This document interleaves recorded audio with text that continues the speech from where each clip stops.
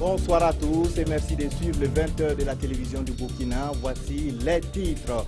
Plus de 193 milliards de francs CFA, c'est le montant des taxes et impôts payés à l'État par 29 sociétés minières en 2013. L'information émane du rapport 2013 de l'ITIE, l'initiative pour la transparence dans les industries extractives. Visite au Burkina Faso du ministre togolais de la Sécurité et de la Protection civile, la menace terroriste, les questions sécuritaires et le renforcement de la coopération bilatérale sont les principaux sujets qui ont fait l'objet d'échanges avec le président du Faso et le ministre burkinabé en charge de la sécurité.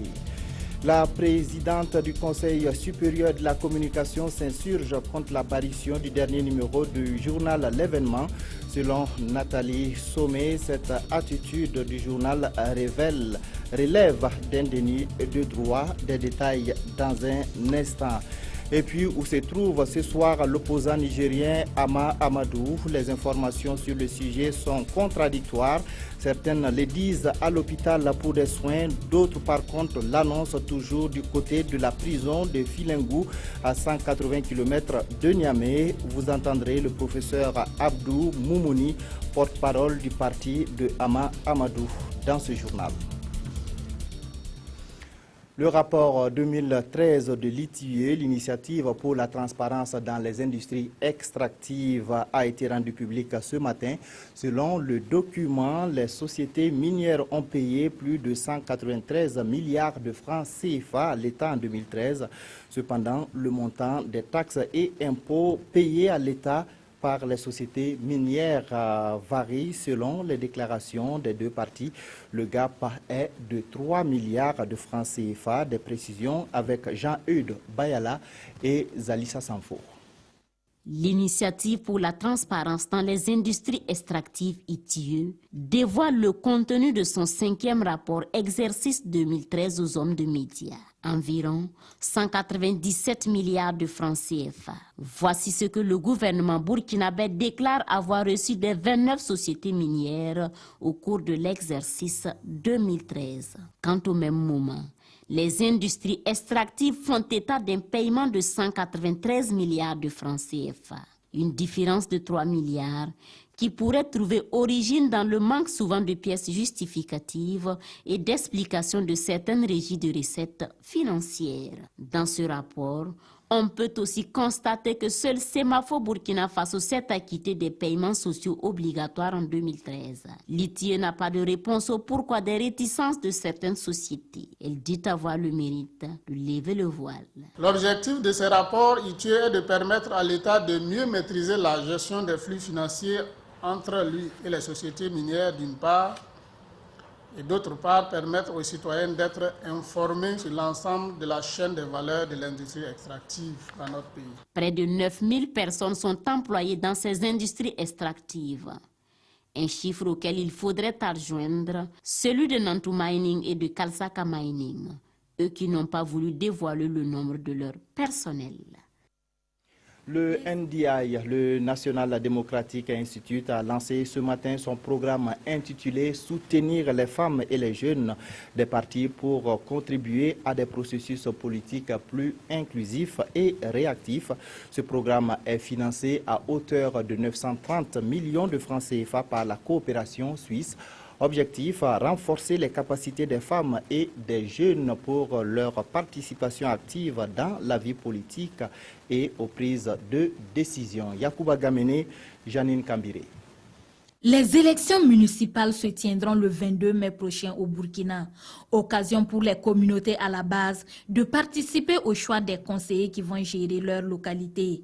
Le NDI, fidèle à son désir d'inclusion dans les processus électoraux, entend renforcer les capacités des femmes et des jeunes à travers un programme.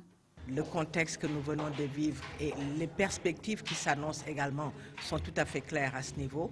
Les partis politiques sont conscients qu'il faut investir dans les femmes et chez les jeunes pour pouvoir avoir une vision plus globale du développement local, avoir une vision plus participative et plus inclusive. Ce programme financé à hauteur de 930 millions de francs CFA par la coopération suisse va durer 3 ans.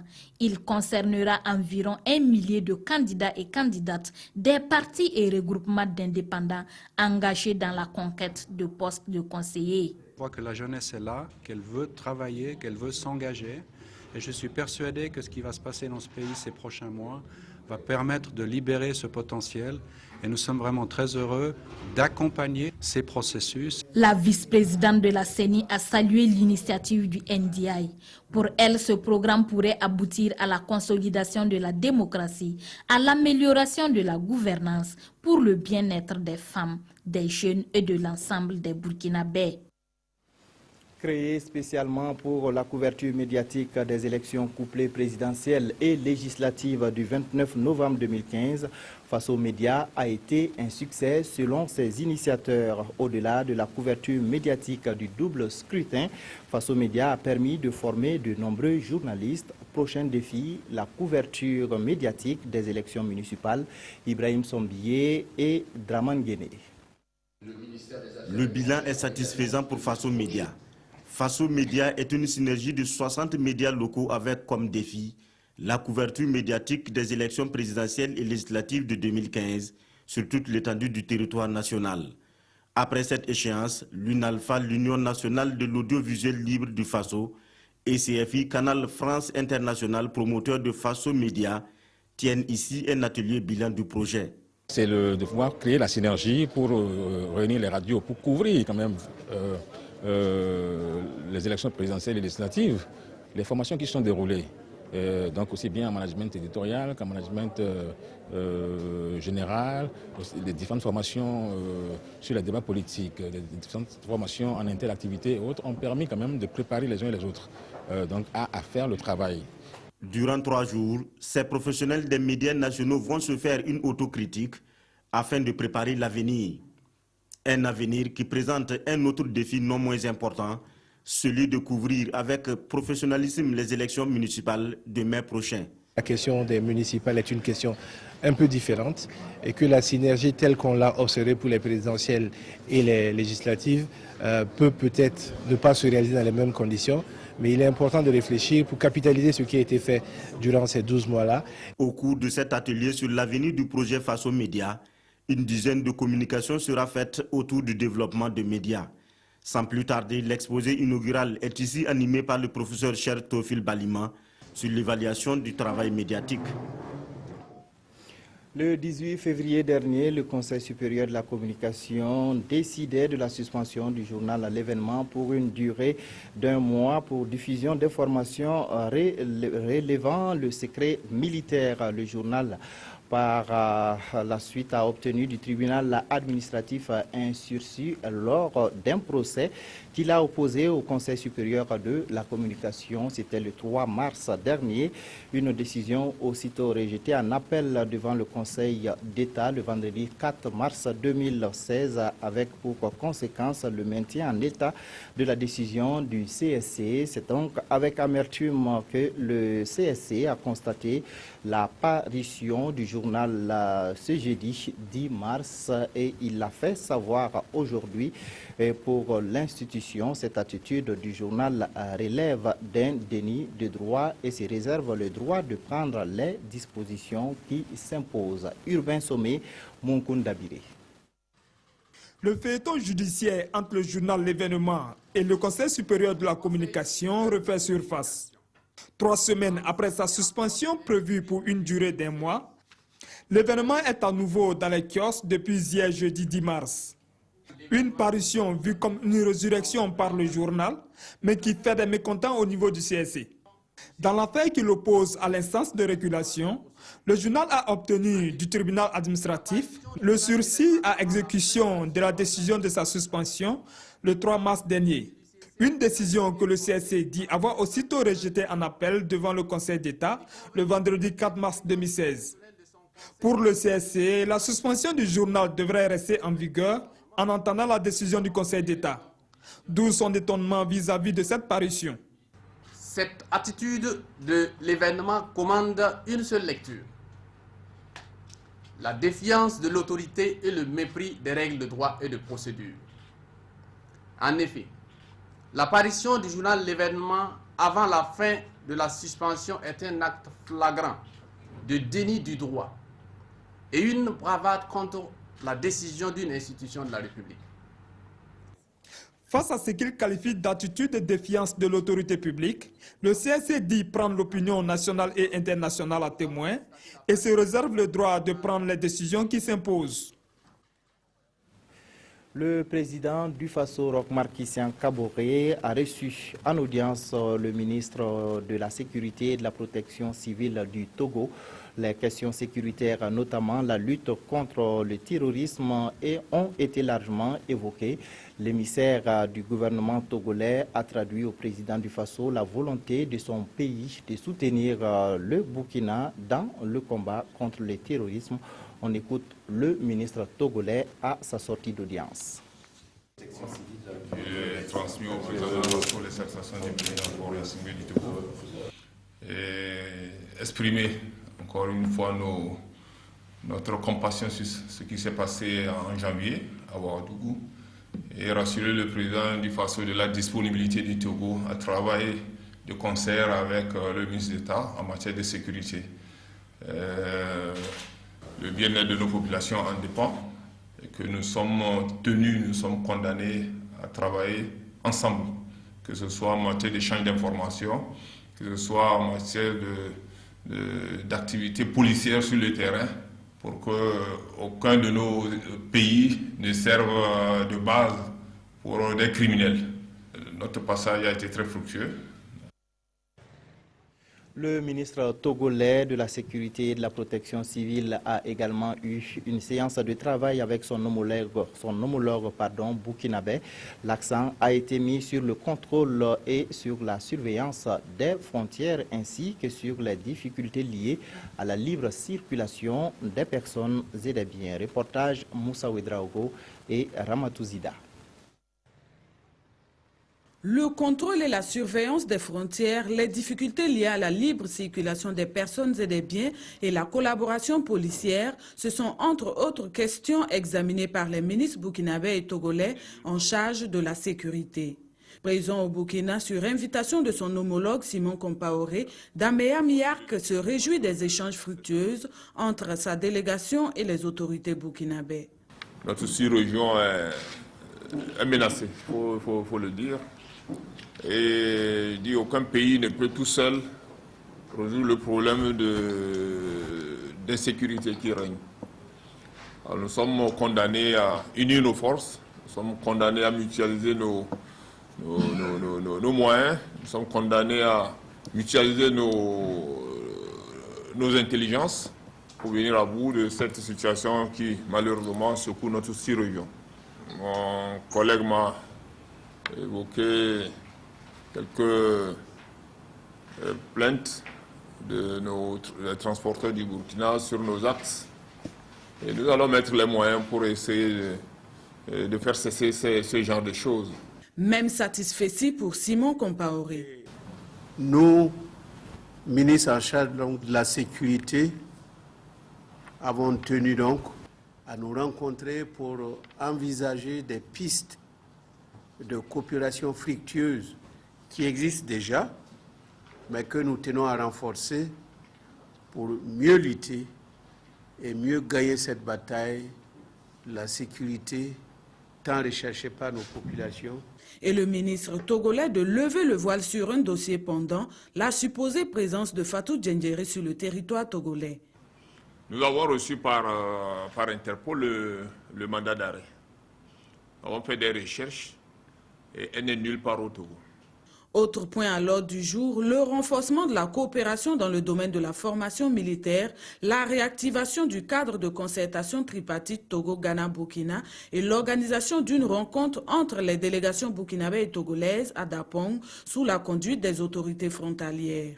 Les échanges ont permis aux deux délégations de constater une convergence de vues sur les préoccupations.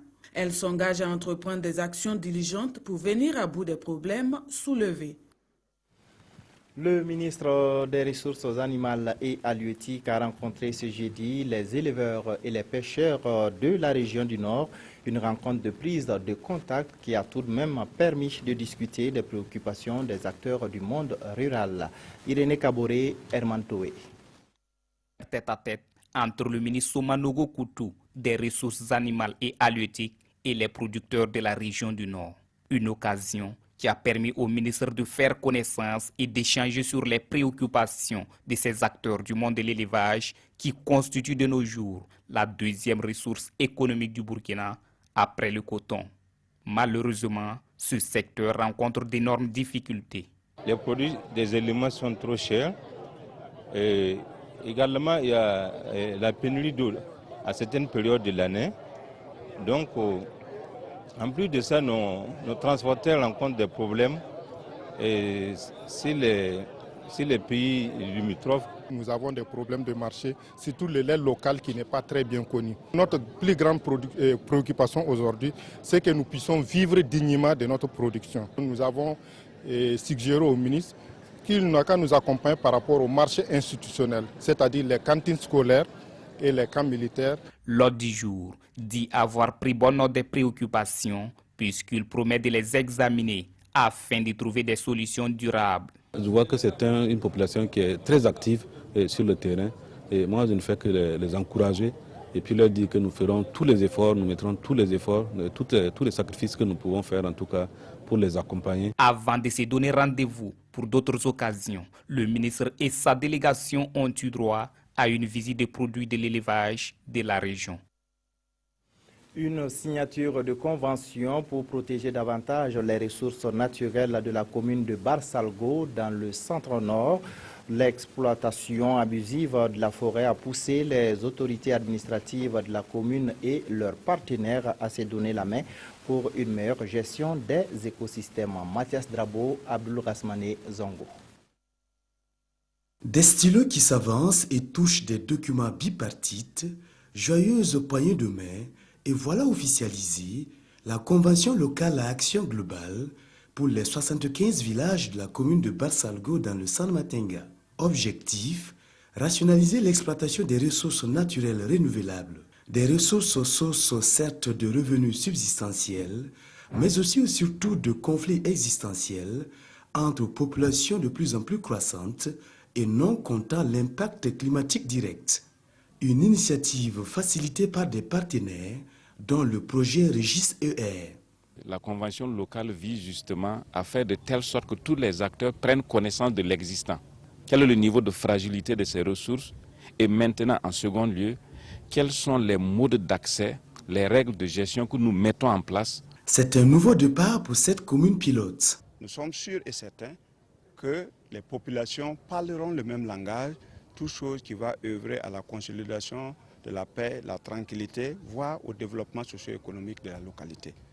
L'agriculture de conservation, la biorestauration des terres, le crédit communautaire, entre autres, sont des techniques ou solutions à proposer aux populations d'une part, afin de minimiser ou de stopper les facteurs climatiques et anthropiques, et d'autre part, d'augmenter la capacité de résilience de ces populations en matière de gestion des ressources naturelles.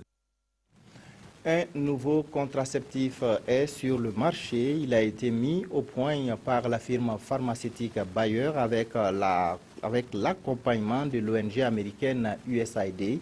L'objectif est de lutter contre les grossesses non désirées et de réduire la mortalité maternelle. Nong Bakouda et Amandine Lalsaga. Selon les statistiques de l'Institut supérieur de la population, au Burkina Faso, 32% des grossesses sont non intentionnelles, c'est-à-dire soit survenues à un mauvais moment, soit tout simplement non désirées. Dans le rapport de l'étude, on estime également à 105 000 le nombre d'avortements survenus en 2012. Cette situation interpelle sur l'urgence d'agir, selon le ministre de la Santé, qui lance ici un nouveau contraceptif. Le microgénome, c'est le fruit d'une collaboration entre la firme pharmaceutique Bayer et l'ONG américaine USAID. USAID pour ce lancement de microgénome FE, pour que ça soit plus accessible, pour que les femmes de Burkina Faso puissent avoir accès à une méthode de contraception sûre et durable. Les comprimés blancs, vous les prenez tous les jours, de préférence le soir, après le repas, ou bien pendant le repas. Ceci est extrêmement important, ça permet d'éviter certains effets indésirables tels que les nausées. Tous les jours, à jour fixe, pendant 21 jours, et après vous prenez les 7 comprimés bruns qui constituent en fait le fer, tout simplement. Le ministre de la Santé se réjouit de la disponibilité du microgénome au Burkina. Pour lui, cela va contribuer à réduire la morbidité et la mortalité maternelle. Selon Smaïla Ouedraogo, l'accent doit être mis sur la sensibilisation pour améliorer le taux d'utilisation des méthodes contraceptives au Burkina Faso. La 4e édition du concours littéraire Les 8e Merveilles a désigné ses lauréats hier dans la soirée. 42 productions étaient en compétition. Découvrons les lauréats avec Mokhtar Ouedraogo et Estelle Judith Asokba. 42 candidats au départ, ils ne sont que 2 finalistes pour cette 4e édition du concours littéraire Les 8e Merveilles.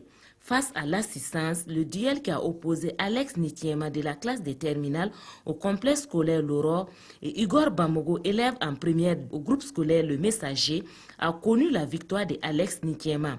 Le lauréat devait expliquer au public le sens de l'expression une épée de Damoclès et Igor Bamogo, lui, être comme l'âne de Diraban. Après cette étape, tous deux se sont apaisantis sur le processus de la création de la littérature africaine. Je suis très heureux, car c'était vraiment passé une très grande justesse. La lecture permet de trouver certaines solutions à certains problèmes dans la vie, de s'activer, car vraiment le français et les autres langues peuvent nous permettre vraiment d'être imposants dans notre travail. Il reçoit 50 000 francs CFA, un dictionnaire universel des œuvres littéraires. Igor Bamogo, lui, à la différence des prix du lauréat, reçoit 40 000 francs CFA. Plusieurs autres prix ont été également décernés. Le prix spécial féminin est revenu à Aminata Sembego, élève en classe de terminale G2 au lycée technique Amical Cabral. Au niveau donc du français, il y a beaucoup de lacunes et les élèves ne lisent plus. Donc nous pensons qu'à travers cette manifestation, ça permettra donc aux élèves de s'intéresser au français, à la lecture et bien sûr à la littérature. Le jury note un niveau acceptable des candidats dans l'expression écrite. Pour les prochaines éditions, il recommande un relèvement du pourcentage de la note orale et l'élargissement du nombre des candidats finalistes. L'opposant nigérien Ama Amadou a-t-il vraiment quitté la prison de Filengu à 180 km de Niamey? Rien n'est moins sûr. Plusieurs informations contradictoires sur le sujet circulent.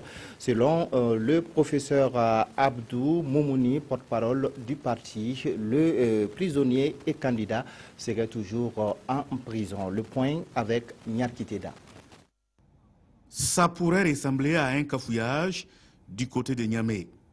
Hama Amadou est-il vraiment sorti de la prison pour des raisons de santé? En tout cas, des sources proches du dossier et rapportées par certains médias parlent d'évacuation sanitaire. Au même moment, au sein du parti moderne Lumana du candidat, il n'en est rien. L'évacuation n'a pas eu lieu selon le porte-parole du parti et directeur du programme de Hama Amadou. D'abord, je dément cette information. Et j'apporte des précisions. En réalité, effectivement, il y a quelques heures, le président candidat avait senti des malaises. Donc, il a été autorisé son évacuation à l'hôpital de Niamey. Et le transport devrait être effectué par hélicoptère. Donc, la procédure a été suivie. Une ambulance l'a pris de la prison jusqu'à l'hélicoptère. Mais au moment de décoller, l'hélicoptère avait eu une panne technique. Donc le président était obligé de retourner dans la prison.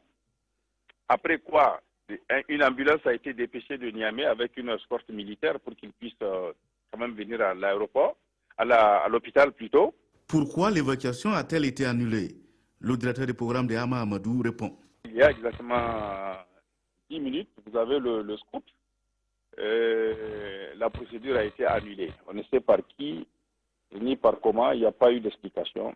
La procédure d'évacuation du président malade a été annulée. Il a été admis à l'hôpital national de Niamey. Je vous le confirme et je suis en train de vous donner un scoop dans cette interview. qui ont annulé au dernier moment cette évacuation ont dit que demain, ils enverront des médecins là-bas. Selon toujours le professeur Abdou Moumouni, Hama Amadou se porterait mieux. Sa candidature est toujours maintenue, mais participera au scrutin du 20 mars prochain si, et seulement si, il est libéré de la prison civile de Filengue. C'est à quelques 180 km de Niamey où il est détenu pour une affaire de présumé trafic de bébés. Le projet de l'Union européenne de renvoyer les migrants vers la Turquie inquiète l'ONU. Les Nations unies se posent la question de la légalité de ces expulsions. Les 28 ne sont pas tous sur la même longueur d'onde sur la question. Renvoyer les migrants en Turquie, est-ce légal? Est-ce humain? Autant de questions soulevées par le projet d'accord entre l'UE et Ankara. L'idée est de renvoyer vers la Turquie tous les migrants, y compris les Syriens. En échange, les Européens s'engageraient pour chaque Syrien renvoyé à transférer un réfugié syrien depuis la Turquie vers l'UE. Parmi mes inquiétudes, il y a les expulsions collectives et arbitraires qui sont illégales, explique ici le haut-commissaire aux droits de l'homme des Nations Unies. Les restrictions aux frontières qui ne permettent pas de déterminer le parcours de chaque individu violent le droit international et européen. Le projet est vivement critiqué par les ONG. Si l'Allemagne est pour, d'autres parmi les 28 émettent des doutes. Le commissaire européen aux migrations a tenté de rassurer. Nous devons nous assurer tout d'abord, en vertu des lois européennes et internationales, qu'il n'y a pas de risque de persécution dans le pays. Deuxièmement, que soit respecté le non-refoulement. Et troisièmement, qu'il y ait la possibilité de demander et de recevoir le statut de réfugié comme le prévoit la Convention de Genève.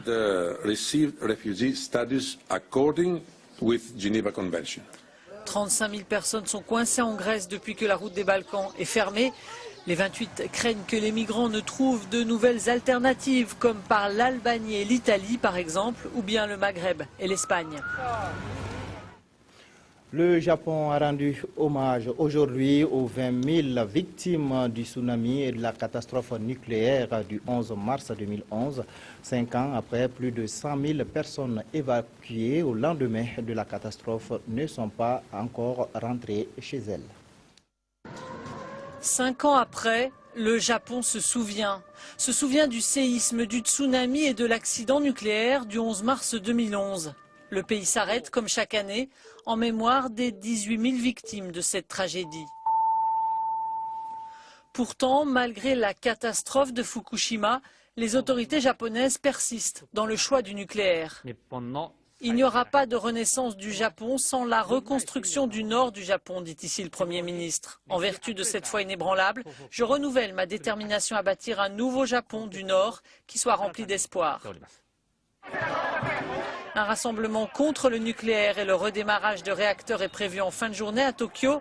Une majorité de l'opinion publique traumatisée par le tsunami serait opposée à la relance des centrales.